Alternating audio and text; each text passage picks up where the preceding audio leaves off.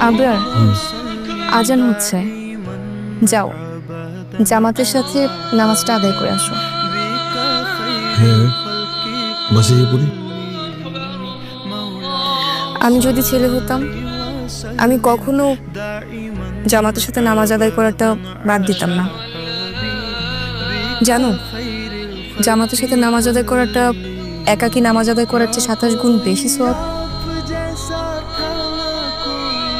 আর যদি জামাতের সাথে নামাজ আদায় মিসও যায়, তারপরও ওয়াক্তের নামাজ ওয়াক্তে আদায় করতে হয়।